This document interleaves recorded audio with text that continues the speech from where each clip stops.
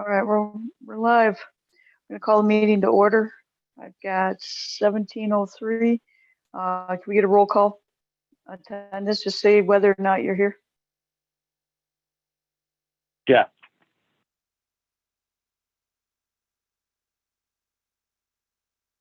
Jeff BJ. Here. Storm. Here. I'm here. Tammy.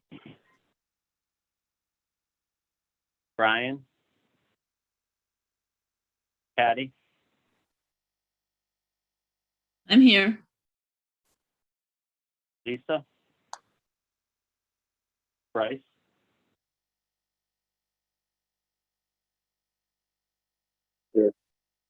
Bryce is here. Bryce is here, right? Matt Watts. I'm here. John Bashaw. Rob DeMarsh. Present. Craig Dumas. Present. Scott Harwood. Here. Eric Catalfamo. I'm here. Nikki Guy. Here. Chris Hawley. I'm here. Ashley Rivers. I'm here. Vicki Campbell. Here. Adrian Hamilton. Here. Bruce Mason. Here. Paul Zinn. Here. And Dr. Bombard.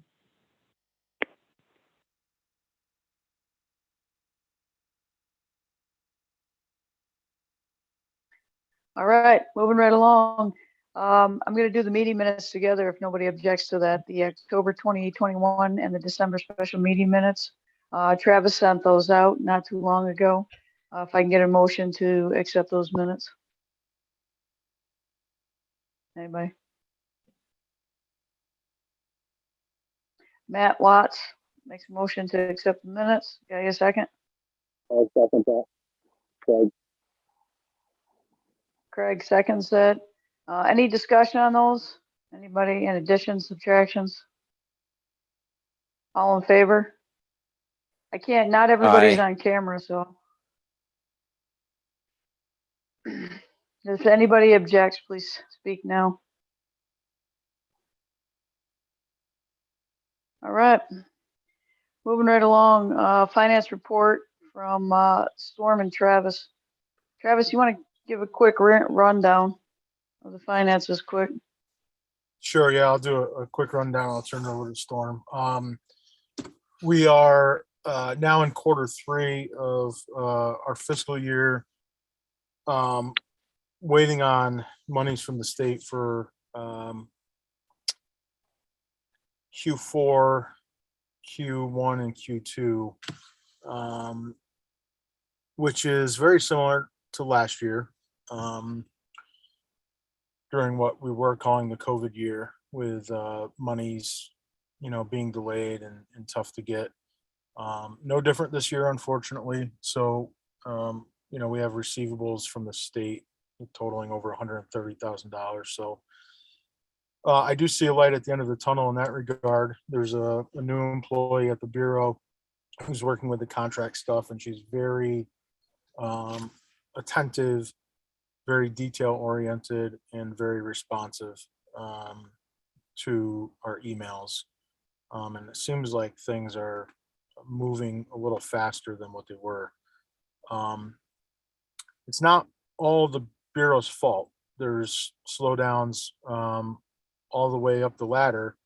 And sometimes they can only, get approved to release a certain amount of money. And so, and on top of that, they're still, they're shorthanded staff. They're trying to manage 18 different program contracts, just as many, if not more, REMSCO contracts, plus all the their daily business contracts, right now FEMA or National Ambulance contracts. So it's a lot for them to juggle with one or two people paying attention to that stuff. So that's, it's just the way it is. So we've got a total of almost $18,400 cash on hand. I'm expecting 40 some odd thousand dollars to hit. It's finally in the state financial system, and hoping that hits here in the next week or two. And then we've got we've opened up registration for this year's conference, and receivables already for that are over 15,000. So this is around the time last year that we started to get some relief. We've advertised some courses, which has brought in some additional revenue. And I'm anticipating that we'll be advertising 2, 3, maybe 4 other courses here in the coming weeks. So that's it.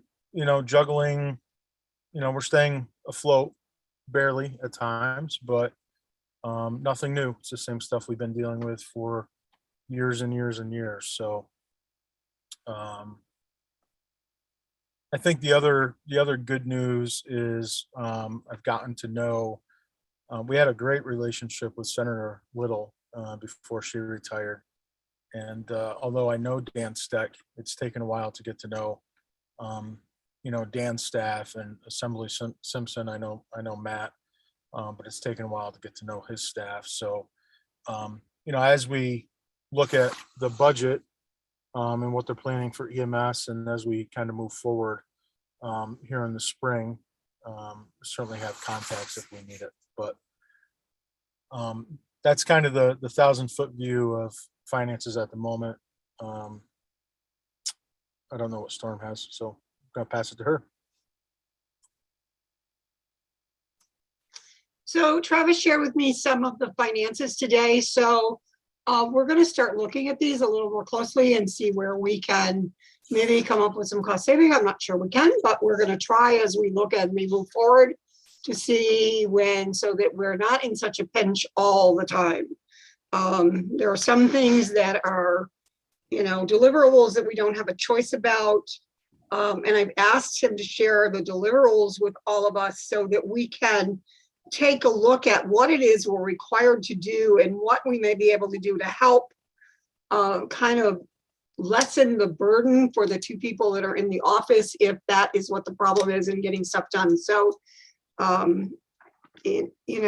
think that we need to look a little bit more globally and see what we can do as a group to kind of help things along and move us forward.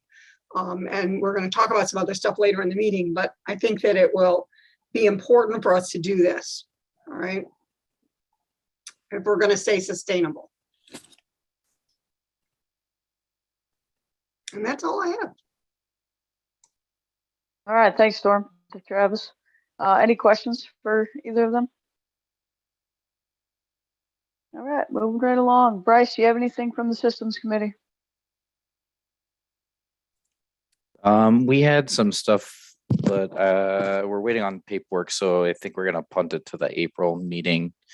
Travis, I think, can back me up on that one. In regards to applicants, Correct. yeah, no new applications since the town of Lake George transfer from Lake George EMS. There's definitely a few things probably coming down the pike, but it'll be a little while for sure. Not quite ready yet. Okay. All right, moving right along. Thanks. Education Committee, Patricia. So basically Travis has hit on some of this already. We have new courses that are getting ready to start. There is a instructor course for AHA scheduled. I think there's 2 of them, and Travis can correct me where I'm wrong. Also talked about other courses getting ready to open up, and then there was quite a discussion on where are we going as far as EMS education in our region. And I think what we'll do is Travis, do you want to talk about that now or later or what on that? We were gonna bring that up under new business, right? Okay, that's fine. Or- So other than that, there wasn't a whole lot of discussion. The main discussion is what he'll bring up on new business then.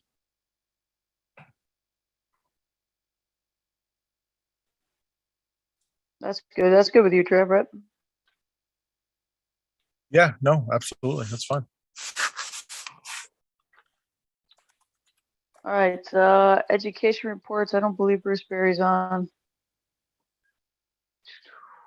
Dr. Bombard, do you want to give us a little something from ECH? Sure. The third paramedic program class total is winding up. Their final exam is in February. Their class final, and obviously the registry finals after that. And we're looking forward to class number 4, which will be starting in July. We should be opening applications in May, June at the latest, maybe earlier than May. It depends on when we get approved. But there is a website that describes how to apply and what to expect, including in what to expect on your interview and how to do well on the selection process. So it's fantastic. Bruce wrote it not long ago and put up the webpage. And if you want to get into this class, it tells you exactly what to do to prepare. But if you don't prepare, chances are you won't get in. So my suggestion to pass along to your colleagues is read the website. It tells you exactly what to do. And if you do what it says, your chances are fantastic of getting in. So I think that's all, unless people have questions about ECH paramedic. All right, perfect. Thank you. Any questions, Dr. Budbar? All right, moving along. Scott, what do you got for LSI for us? LSI just finishing up a basic EMT course, their normal course for the year. It'll be finished up in March. They're back to normal activity. Pretty healthy class size. They were above 20 students, so it's going well. Perfect. Any questions for Scott? Hey, All right, Mike. moving right along. Hey, Yeah. Mike. Can you honor my dementia just for 1 second? I'm sorry, guys. 2 more things about ECH that popped into my head as soon as I said I was done. 1, if your hesitation about getting into paramedic class is financial, please apply. We will figure out how to get you through financially. Do not let that be your hang up. Please, we will figure it out with you. We will make it happen. That should never be a reason that somebody doesn't get into paramedic class. 2, geography. If we have a ton of applicants from an area, we will move our site to that area, right? So right now the sites are Lewis and Potsdam and Queensbury. But if we have a ton of applicants from Saranac Lake, we will we will figure out a way to put a site in Saranac Lake. Those sites are designed to be mobile. And so we try and even them out based on, obviously, site availability, but also certainly based on student distribution. So that's just something else to know. And now I'm really promise I'm done. Thank you again. Storm, what do you have for Clinton County? So Clinton has its normal spring basic and refresher class going. And then we had an AEMT course that started in November. We'll finish, I think, the end of May. And that's currently all we have going. We're looking forward to the CLI course that we're going to do up here because currently we have 1 CLI, which is not anywhere near enough to run a course. So if we can get that off the ground and get that moving, that'll be very helpful, I think, to all of our region. So that's where we are. All right, thank you. Any questions for Storm? All right, Travis Mountain Lakes, what do we have for education? Sure. We have some courses running. We have 2 courses running in Essex County, which is an EMT and an AEMT there in Lewis. The EMT, we do have a CIC intern going through the process there with Patty, which is good. Anytime we can add instructors who work out that we want to hire, that's a good thing. Paul finished up an AEMT down in Granville, so that's finally finished. We just finished up an EMT course that was running mostly at Fort Edward Rescue Squad, EMT Original Refresher. And there's an AEMT course running down in Cambridge. As far as upcoming courses, we advertised an original course over in Luzerne, which is in Warren County. That course is full. So we're, examining space. Even if we had more space, I'm not sure that we'd want to add more, just because sometimes courses can get too large. But we're looking at that. We're going to be advertising an EMT refresher in Warren County, probably at the office in Queensbury. There's a big demand for that. And then, we've been talking with Scott and John and Robbie and everybody up at Franklin County, and looking at the possibility of a couple courses up there here coming up. So we're working on schedules and applications for those. So we've got quite a few courses coming, and then obviously as we get in closer to spring, we'll be looking at summer EMT courses and different things. But New York State course sponsor wise, we're running just as many courses as we typically would be for the most part. And COVID or not, we're not seeing really a big change in numbers or anything. A few hiccups here and there. Got to hand it to the instructors, even at these other programs dealing with COVID. It's not easy. It can easily derail a course for a couple weeks. But working hard, everybody is, to try to keep everybody safe and in class. So that's going well. AHA wise, we do have 2 AHA PALS instructor courses. We haven't done any PALS instructor courses in a while. We've done quite a few BLS. We've done some ACLS. So now we're doing PALS. So we've got one that is really too late to sign up for. Tomorrow night we have a classroom session in Queensbury. And then on March 10th, which is a Thursday, we have a session up in Plattsburgh. So we have room for the Plattsburgh course, certainly. So if anybody's looking for an AHA PALS instructor course, we can get you into that one. You just got to sign up. We have to have the money so that we can purchase some online materials and get those to people. But those are 2 courses coming up. We've had another couple requests for AHA BLS instructor courses and things like that. We'll see. I'm sure we'll be putting some other courses out there here heading into spring, but we got to get these PALS courses done. CLI, Certified Lab Instructor. We have a course that was just announced today that's going to be up in Plattsburgh. There was a long delay in the state allowing CLI courses to run as they looked at the curriculum again. And we've gotten permission to apply for a CLI course. So that's going to be the second weekend in March. So just after that PALS course, it's going to be up in Plattsburgh. Friday the 11th, evening hours. We're going to start with 4 hours. Saturday the 12th, all day, 8 to 5, and then a half day Sunday the 13th. So we've, looking at my email here, which I haven't gotten to today with all the meetings, there's a lot of registrations for that already. So that's good. That's really good.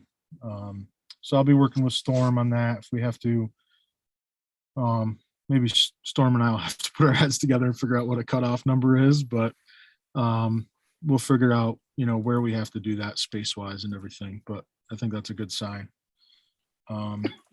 While we're up there, it's going to be a busy 4 days up in Plattsburgh, because on the 11th, prior to starting that first segment of the CLI course, we're going to do a certified instructor update. I talked to Mark Spezio today. I think the plan is going to be to offer it in person, but also online. So anybody who can't travel to Plattsburgh for the 3-hour instructor update will apply to the state and hopefully get permission to do it online as well. So we're going to line up some content for that. You'll see an advertisement for it, here soon, certainly this week, hopefully within the next 24 or 48 hours. Other things education wise, just real quick, we continue to, I don't know how many people have seen the content, but we're a part of the what we're calling the Northeastern New York EMS Leadership Coalition. And this is a group that, we've been working together for the past 3-4 years. We've put on some seminars and different things. But it consists of myself and Tim Mirabili from Remo, Lee Burns, who you certainly all know, Nash Alexander, who's the CEO down at Wilton EMS in Saratoga County, Mark Spezio from Cambridge Valley Rescue Squad, Doug Wildermuth from E5, Kelly Owens from Hudson Mohawk AHAC, Steve Kroll from Delmar Bethlehem EMS. So we've had this coalition going to try to serve both regions the best we can. And the latest program I think is pretty exciting. We're calling it LEAD, Leaders in EMS Advancing and Developing. And it's really modeled after what some of the Chamber of Commerce have put out there. I don't know of any up north. I'm most familiar with Leadership Adirondack and Leadership Saratoga. Those are programs where, up and coming leaders participate in a program for several months and develop and hone skills and network and complete a project and do all sorts of things to, learn about, being a leader and learn about business and things. And this is all EMS related. So some of the things these students are going to do, they're going to examine high performing agencies and low performing agencies. And they're going to get to explore everything from communications to, budgeting. There's a whole list of different things that are going to be touched on throughout the program. And then they're also going to be completing a project, which is super exciting. So we have, we went with 12 students for the first go around. Actually, the program kicks off this weekend with a retreat at the Queensbury Hotel. But we have students from our region, from Ausable, Essex County, Cambridge Valley Rescue, Warrensburg EMS, Johnsburg EMS. So we were able to hit total, we were really able to hit 4 of the 5 counties. The difficult part is, the geography is just so large, right? So it's tough to share a program like this and have it up by the border or something like that. But it's once a month, basically. Students get together once a month. So, but anyway, I just wanted to highlight that there is a website for the coalition. I don't know if anybody's seen it with the advertisements on social media and whatnot. But I think it's NENY. I don't know. I'll have to look it up, whatever the web address is. But Northeastern New York EMS Leadership Coalition. So on top of that, we're going to continue. We've been doing a podcast series, which is called EMS Board of Directors Podcast. So any of those episodes, we're trying to touch on leadership topics, anything, anything and everything a board or a board member might be interested in. So that stuff is continuing. And then we just opened up registration about a week ago for initial assessment conference, which this year, a little different because we're not in May.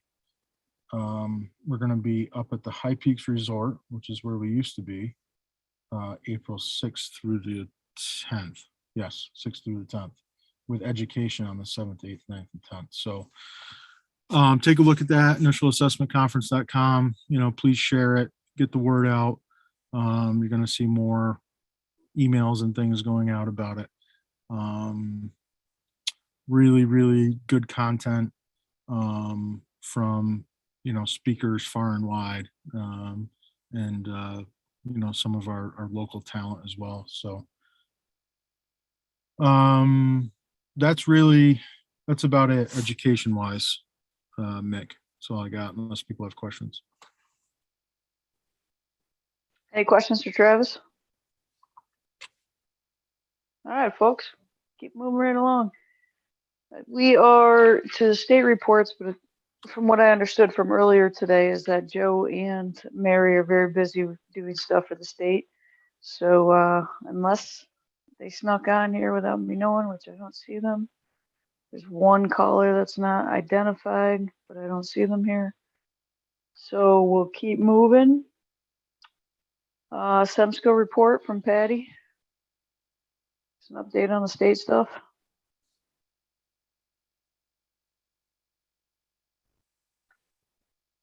So Tiffany can also chime in on this. There was an exorbitant discussion on the protocol for COVID, like do you transport, do you not transport type of thing. If you were on the last meeting, we went, they put it up. Like we didn't even have committee reports, to be quite frank. So most of the time was spent on that. The only thing I do know that I got an email on, I think it was today, was there has been a conversation already with a new commissioner of health, and more conversation to come. So, let's see what happens on that end as well. Also, Mark Philippi, the chair, has been really making sure that we're getting our committees together and moving forward. One of the kind of neat ones that both myself and Bryce sit on, I think Bryce sits on it, is the EMS sustainability, right, Bryce? Yeah, that one's kind of neat. We've been tasked out, different topics have been tasked out to smaller groups. So, and they have a pretty tight turnaround. I think our deadline to be able to produce like a white paper is July. So they're really cracking the whip on that. And it really ranges from everything from, everything, just everything that's out there that's causing us issues, operations, education, dealing with government, all that wonderful stuff is being divided up and kind of sort of going over to see if we can put together like a fact sheet or a white paper or what really needs to happen. So other than that, Tiffany, was there anything else? Because the CMAX SEMSCO kind of sort of covered the same stuff. Yeah. Do you guys want to, is this a good time for you guys to take a look at this hot-headed protocol? It's not really hot-headed. It was highly contested. There we go. Sure. Because I agree, Sure. there wasn't a lot else. Like, I'll throw it up. Here we go. Let's just get her done here. Because sooner or later, you're going to end up having to look at it.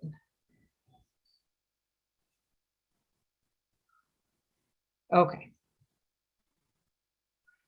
Oh, that's the wrong thing. That's the right thing. Okay.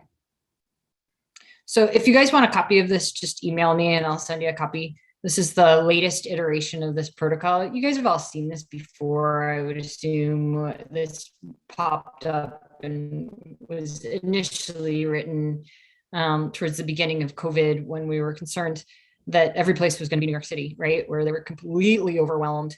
And so this came out of the idea that we may run into conditions, and this still may happen, where we are so overwhelmed as a system that we need to start leaving some folks at home that want to come to the hospital, right? So they've called you, they're not terribly sick, and you're thinking in your head, hey, do you really need to come to the hospital? And the idea of this protocol is it empowers our EMS providers to leave people at home when that's appropriate.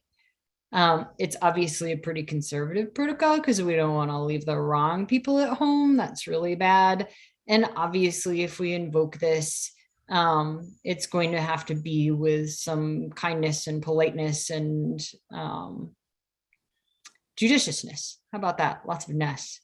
But, you know, at the end of the day, the protocol empowers you to say, no, we're not going to bring you in for your COVID test when you have no fever and no cough and you're not hypoxic and you're fine.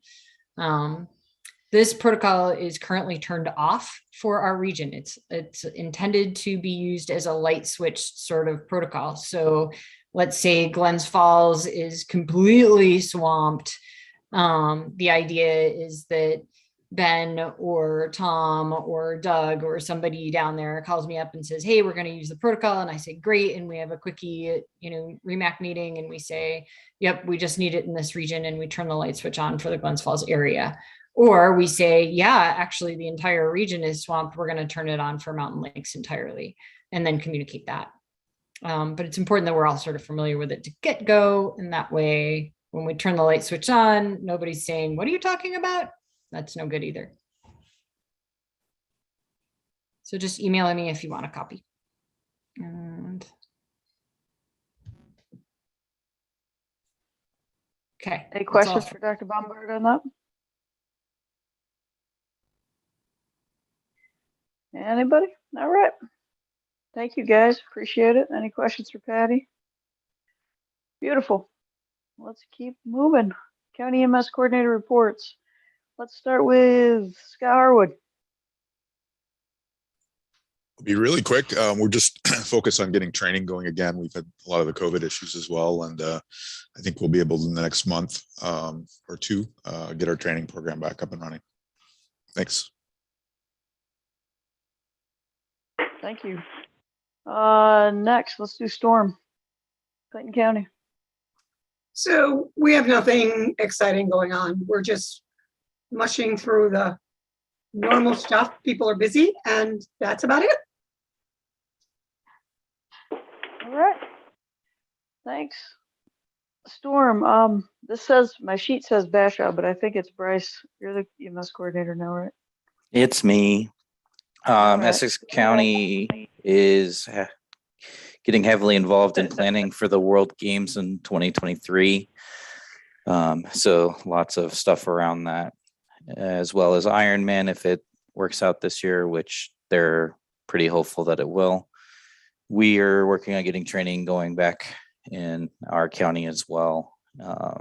One of the biggest things that we're trying to coordinate right now is a list of landing zones, designated landing zones with services in the wintertime to keep them plowed and cleared. And LifeNet has blood capabilities. The Ticonderoga base starts the 31st of this month with having blood products on board their aircraft. So we're going to do some utilization classes for the whole county. All right. Any questions for Bryce? All right. Moving right along. Bruce Mason, you still here? There you are. What do you have in Washington County?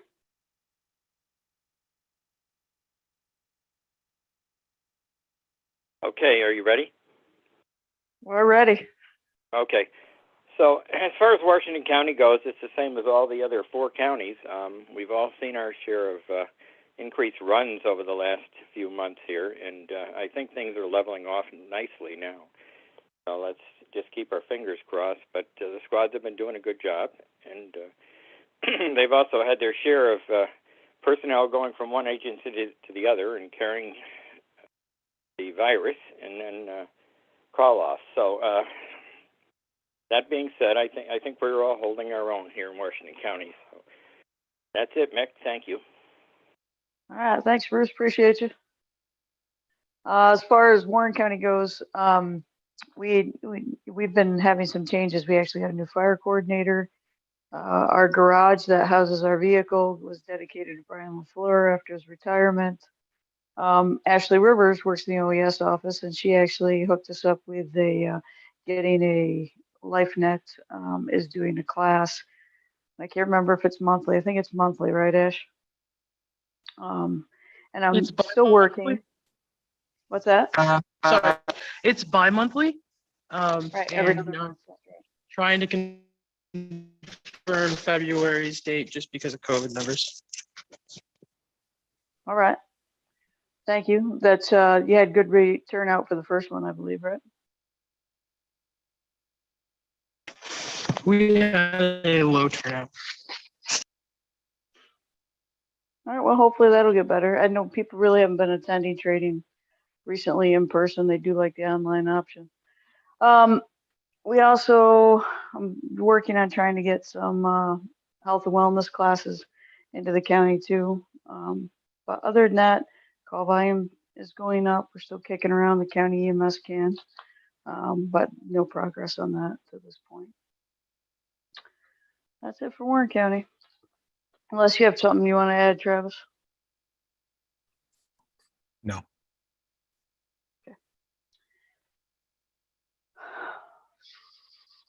REMAC report, and I don't believe we voted on anything, did we, Dr. Bombard, that we have to do? There was no ALS renewals to this for this meeting. So, all right. REMAC. Well, we had a very quick REMAC. We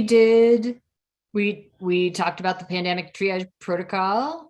We did QI reports, which we do here anyway. We did education reports, which we do here anyway. And we do the CMAC report, which is coming up later. So that was pretty much the REMAC today. Short and sweet. Any questions for Dr. Bombard? All right. Moving right along. Old business. On the sheet I have, Travis, it says the Warren County REMSO seat, but we already filled that with Ashley, right?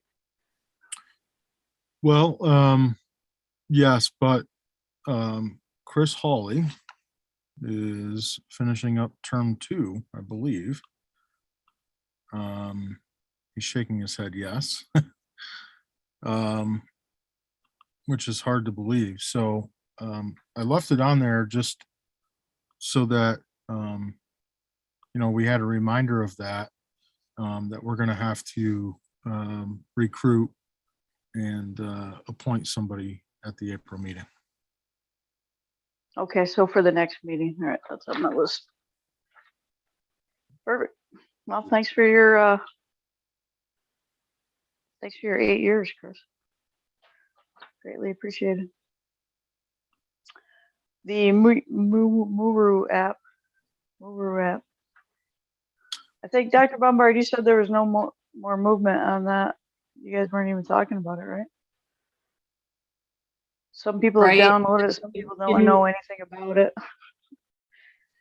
So We've talked about it at the CMAC in the past. We did not this time around, and I haven't heard anything new. So no discussions really at the state level. However, there's been some discussions amongst my colleagues, program agency directors. There's some concerns. A survey had been put out by one of the regions to try to see who was using it statewide. It's being used heavily in New York City because they didn't have an app before this. Most everywhere else, and I'll say that New York City seems pretty happy with it. But again, they don't have anything to compare it to. When we first joined forces with Remo and Arams to come up with what we were calling the collaborative protocols before they slowly extended out statewide. And it was after, I think, North Country and Central New York and some others came on board. We jointly funded the collaborative protocol app, which everybody's been using for several years now. So what we're finding is we have a lot of concerns about how this was done. The purpose was the state was going to take this on, find some grant money, have a protocol app developed so that these individual regions, those of us who had been footing the bill for it, wouldn't have to do that anymore. But I think our concern is that the owners of this Muru app right now aren't charging anything to anybody. But moving forward, if you want search features and different things like that, I know we talked about the dosing calculator and whatnot. Those are features that are gonna have to be paid for, and it's like $8 a user a month. So not a massive amount of money, but is that a burden that we really want to put on EMS providers who are, in a lot of cases struggling to make ends meet? I'm not sure that it is. So that's where we're a little frustrated is, we thought this was going to be, an app that was just subbed out to a developer, and then we'd use that developer to make updates and whatnot along the way. This company ended up getting the contract, and they hold all the cards. So what we're doing independently is we're investigating what it would cost to update the collaborative app. And, we're trying to keep our minds open. But we don't want to be caught with our pants down and have Muru. And we don't know what's in the contract. So I'll just say that we don't know if Muru can, a year down the road, start charging everybody for access, or can they increase the cost by $20 a person or whatever it is. So we're trying to do our due diligence as executive directors for the program agencies, and we're doing a little investigative work. So if anybody's used the app and you have feedback, please let me know. And if you have any strong feelings one way or the other, either way is fine. Please let me know. It'll help us, gauge where people's minds are at.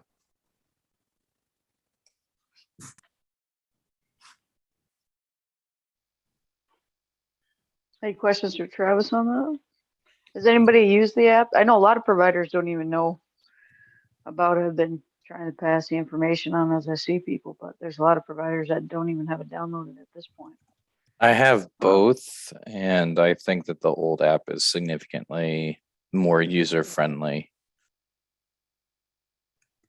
The other thing that they've done is the company has gone on to all of the regional websites, and they're taking all the documents and policies, and they're uploading them to this kind of hub, this regional hub. And the whole idea is to give access to all these other things. But that's not what our providers need. We don't need a second spot to host that stuff. Our providers need to have something that is user friendly when they're in the field and they need to do something. They're presented with a case that makes them think, and they need to open up that protocol app and not be bogged down with crap that doesn't matter when you're out there taking care of patients. So again, a lot of concerns, but love to hear more from anybody who has opinions. All right, if anybody's got any info for Travis, send it to him. On the Mountain Lakes website, is that the most current protocols? I'm sorry, say it again, Patty. On your website, only because I have some students who do download Miro, however way you say that, but some of them want to be able to maybe even print them off. yours on your website are the most current, correct? The BLS ones, the BLS PDF is definitely the most current. Let me just check. Okay. I was just wondering, just because. Yeah, so the New York State collaborative protocols. Let me check on the collaborative one. The 2019 BLS ones should be most current for sure. Okay. Yeah, I was looking at the collaborative protocols. Oh, okay, I got you. Great. Thank you. Well, and the thing that I find is that, you know, it's all well and good to download this, but you have to download it on your computer first and then add it to your phone. It's not a simple process. This is not simple by any stretch. So people that are struggling like me with computer stuff, this is not going to be the simple take here. I think that that's one of the problems with it. Yeah, and there's certainly ways that the collaborative app, that other existing app, that can be improved. That can be improved. There's, that could have a dosing calculator. That could have, other other resources or tools. The search function could be even smarter. But I also think one of the handiest things that one of these apps could do is update providers when they update the protocols. So they don't have to look through every single protocol to figure out what's been updated. But there's a thing that says, hey, listen, we updated basically or whatever. They can look at it and see what's been changed right away without having to go through every single protocol to do it, or do a call and then find out afterwards, oh my God, that changed. I didn't even know it. yeah, So I think that's one of the biggest problems with all of the protocol apps that we're using is that you're not getting updated information.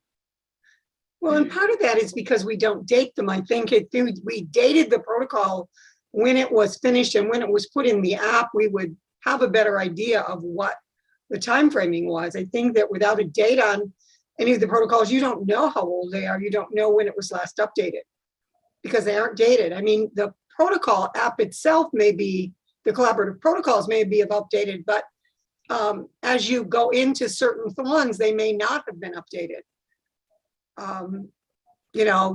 Depending on when they were produced. And I understand, and Tiffany, help me if I'm wrong, because I did hear in one of the meetings I went to that they plan on just doing protocol updates like once a year or twice a year, not every single time somebody comes up with something new.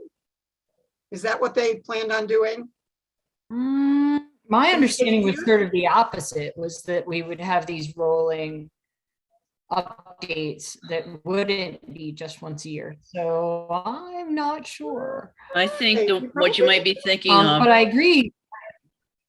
I think what you might have heard was the policies, not the protocols, but the policies they were going to try to roll out every March-ish. Okay. But that really hasn't happened as well either. And again, in their defense, they're all over the place right now. But I agree, it would be great to have something that when you open your protocols, it said, hey, by the way, we have 2 new protocols. And then it has to go away, right? You don't want to see it 20,000 times. But the first time that we roll something out, if you open up your app and it tells you, hey, by the way, there's a new, hypothermia management protocol, just FYI, on your way to VTAC.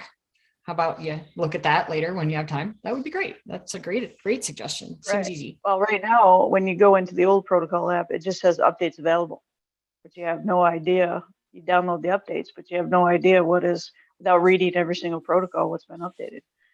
And with the same with the other app is you just don't know what's been updated unless you go through and you read every single one. So I know it'd be really handy if we just had, when anything's been updated or added, that those come out to the providers when it's done. So something just to add, Travis, as you guys look through what your program agencies and directors are looking Yeah, at? and the last thing I'll mention on protocols, just because it reminded me here as I'm looking at the website. As you go under form policies and resources and click on protocols, don't forget, there's still a process on there to submit protocols, feedback, and suggestions. So if you have an idea for a new protocol or how to improve a protocol, or you want to see a different medication used, or you have any ideas, if you click on that, University of Rochester Medical Center is good enough to host this survey. You simply put in the region, your name, contact, email address, select whether it's a new protocol or modification correction, all those different things. And then that gets sent out. It gets sent to the entire group of physicians and those of us who look at this stuff. But we can see it by region as well. So we've had people use that. Just a good reminder that it's there if you ever come up with anything. So. All right, thanks. Anything else on the protocols from anybody? All right, the future of the state contracts. What's I'm just that? going to underscore what Travis said. By the way, what Travis said, like that really works. We've had 3 protocols come just out of Mountain Lakes providers in the last year that came directly through that REBCAP site. So like you're not shouting into the wind there. You really are talking to the Med Standards Committee. Awesome. So if you had a suggestion, throw it in there. All right, future of state contracts. Yeah, I guess I'll jump on this one. So if everybody remembers, although I think I'm not sure if Vicky and Ashley were on the REMSCO when we last talked about it, but we for a while we were talking with Remo and Arams about maybe some consolidation, program agency services wise. Arams, is a struggling entity, small like us, increasingly difficult to process, state contracts and get money and stay afloat and all these different things. While Remo was, a more stable entity, lucky enough to have some resources put away for a rainy day and things like that. And so, we formed a committee. We put Storm and Scott on a committee with Mickey and myself, and we had at least one meeting. Nothing's really progressed here as we head into this new contract period. Our fiscal year starts July 1. So, we've been looking at all of our options. I'm not going to here on the broadcast get into details as far as, everybody that we've talked to, but what I'll do is I will email some details so everybody will see it. But we had a committee meeting this morning and talking with some people, and the short of it is we have some options and we have some things to think about when it comes to what's the future of Mountain Lakes Regional EMS Council Incorporated and the state contracts that we hold. We have 2 state contracts. One is called a program agency contract, which has a total value of $211,000 and some change. It's 211,074. And then we have a REMSCO contract that we manage for the REMSCO, which has a value of $25,000. And so what we were looking at more specifically is the program contract and how those services are provided to the REMSCO and REMAC. So what we're going to do, if everybody is okay with it, we're still kind of in this exploratory phase, is we talked in committee and then in executive committee about exploring a particular option, which again, I'm going to email you about, and seeing if it's a fit. And what that's going to involve is sending a letter of interest to this entity, meeting with this entity's CFO, so that they can get an idea of our program agency funding and contract, which you might be surprised to know that the funding's not the same across the state, and it's all over the board. Where we have a contract for 211,000. Some other region, which might be just as busy as we are, although we have a ton of, we have 5 counties. Our geography is huge. They might only get 140,000, right? So, what we want to do is continue to explore this throughout February and into early March, and say, okay, what could this potentially look like, structure wise, having a couple people work under a different entity and having that entity serve the REMSCO, which is a body formed under public health law, and the REMAC, another body formed under public health law, and having a different program agency serve the region. The other part of that is the state really wants to find those efficiencies. The state wants some consolidation. As I mentioned earlier, under finance, you have 1 or 2 people trying to manage dozens of contracts. It's not a recipe for success. Things get bogged down. So are there efficiencies? All of us, we have 18 program agencies. We all have audit expenses. We all have insurance expenses. We all have,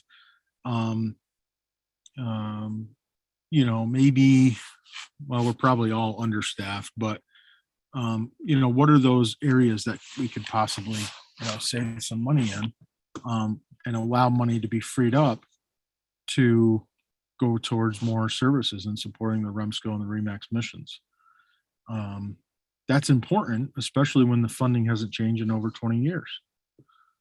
So, that's what we're looking at. Again, I'll email more details, but unless anybody has a strong objection, I think, continuing that exploratory phase would be good. The second part of that is education, right? Because as a corporation, okay, we hold and manage 2 contracts, but the other big piece is education. And what does that look like? I'm not convinced that the current structure is the way to continue. We currently have 3 other core sponsors in the region. We have Clinton Community College, Alice Hyde Medical Center, and Elizabethtown Community Hospital. And, I'm not sure. The thing about education is it's not a moneymaker. It's not a moneymaker. We were talking earlier, and Storm was talking about the number of people that are needed to break even in a class, and it's tough to pay those things. So, where can education be conducted maybe more efficiently and with better resources? Well, maybe it's the colleges, maybe it's the hospital systems, maybe it's the counties. Maybe the state, based on some of this wording here in this new budget that came out, maybe things are going to change education wise and how it's managed at the state level. So part of our kind of exploration here, looking at 2022, 2023, this next fiscal year, and obviously beyond, is what do we need education wise? Who's doing it? Who's interested in doing it? Over the years, we've worked with a couple different colleges, but that's tough in the current structure because there's only so much money to go around, right? And each entity has to survive. So, North Country Community College is interested in EMS education. Can we circle back to SUNY Adirondack to see if they would have some interest?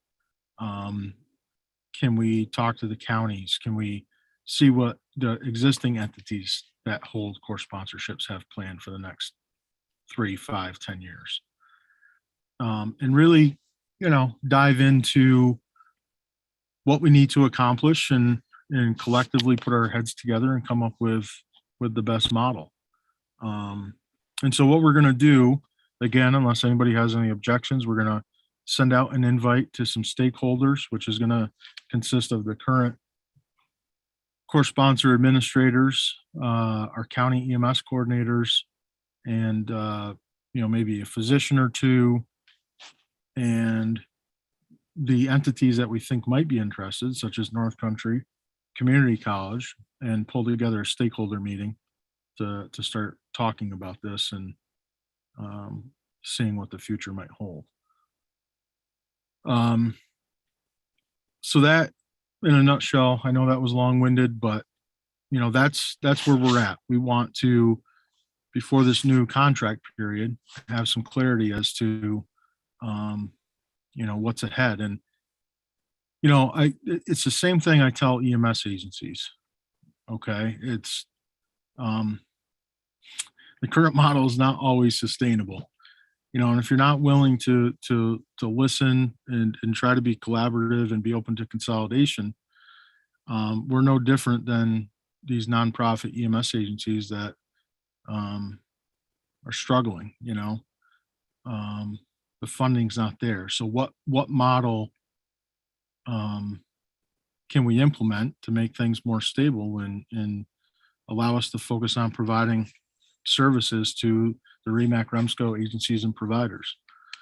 So, I, for one, would be hypocritical if I said, well, geez, no, we're, consolidation and balk at some of this stuff. So I think it would behoove us to just stay open-minded and try to move forward with something that works well. But ultimately, you guys are the board, right? And you're also the REMSCO. And so this has to be all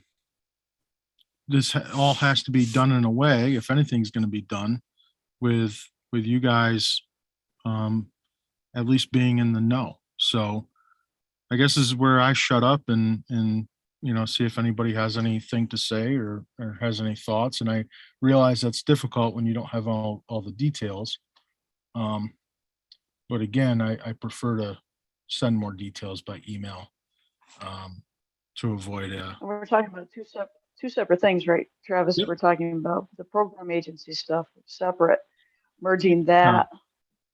two separately. main services or two main parts of the mission that we provide. But yes, they are two separate things. One's a contract issue, And then we're just, one's an education issue.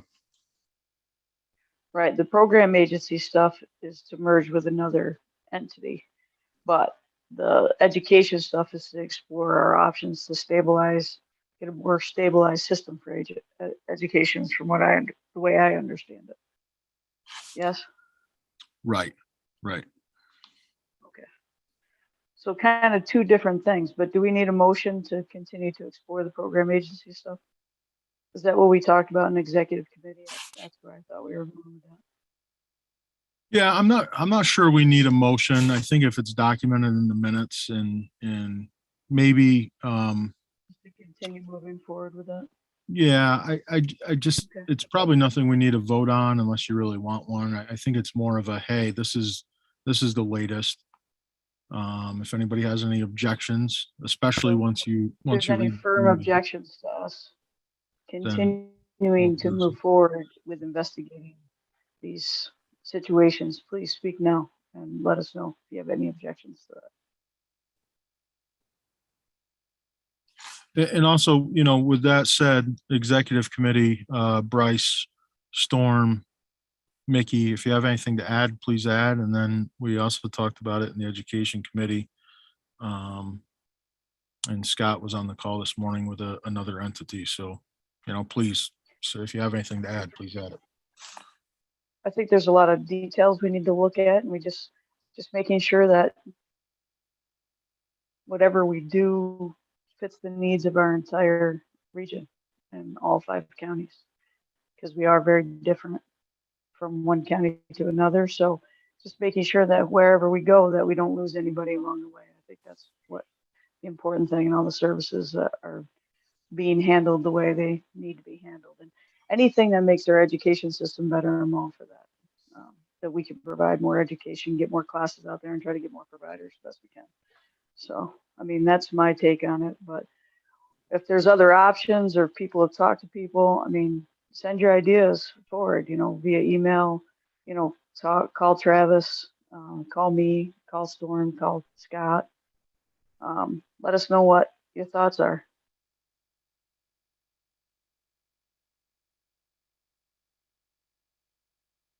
Anybody? Any questions? No, I just think that we don't know what we don't know, right? And if the old cliche, bury your head in the sand and don't keep your options open and viable, then we won't grow as an organization. So we may find that, it's not better or it is. And we have to look though. Yeah, we definitely got to look at that. We can't keep going like this, as Travis mentioned. We're like,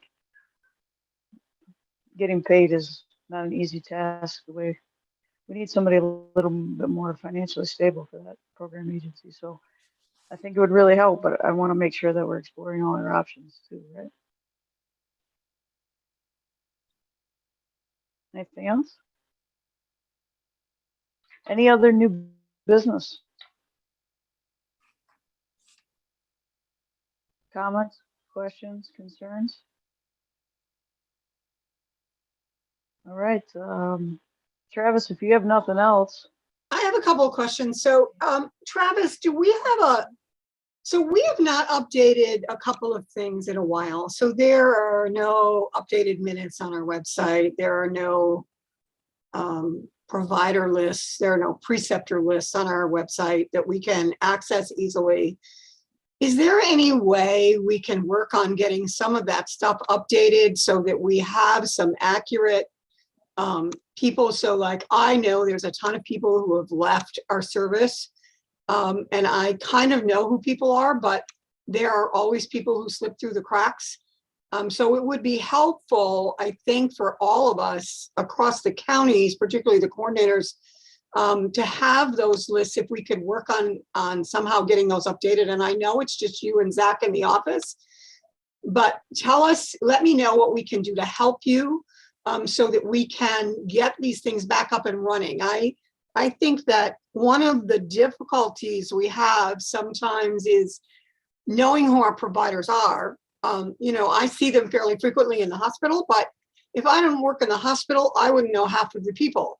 And so I think that it's helpful for all of us to kind of keep that on track. And that is, I think, one of our deliverables. Am I right? Could be wrong. Yeah, sure. Certainly all of that fits into deliverables. Yeah, there's no doubt about it. Yeah, and we haven't been doing it. So how do we explain to the state that we haven't done it and expect to get paid for it? I guess this is my other piece, is that are we maximizing what we need to do to be able to do that? So, Yeah. Give me a shout. Let me know. I'm buried at the moment, but when I get back from Florida, I'm hoping for more energy. That is my goal. That's what Mickey's Me saying too. too. But we'll see. Yeah. As I'm laying in bed for quiet, I'll be more energized. All right. Yes. So it's from the deliverables perspective, it is being done in the sense that it's being tracked. The credentialing is being done. You're talking about sharing that information, which is completely reasonable. So I just want to make sure it's clear that deliverables being met. It's just more of a communication piece. Okay. So then I have a question. Yep. I have not gotten my paramedic card since I passed a year ago. Your state certification? No. My ID from Mountain Lakes as a paramedic. Well, the IDs don't have an expiration on them though. But I don't have one as a paramedic. Oh, you don't? No, you never. I submitted the paperwork a year ago. I have not seen anything. Okay, I'll have to All look right. into that one. All right. Zach, you got that one noted? Yeah, I wrote it down. Okay. Sounds good. All right, any other business? Comments, concern, questions? Can I get a motion to adjourn? I see Scott, and I see a second by Chris Hawley. That's his last thing. And all right, have a good night, guys. Thanks for coming. We appreciate your time and your help. It's nice to see some of your faces. Thank y'all you. later. Stay safe. Take care. Have a good trip, Nick. Yeah, thanks. Have a Enjoy good- Florida, Going back to Mickey. Florida vacation. Yeah, enjoy the warm weather. Yeah.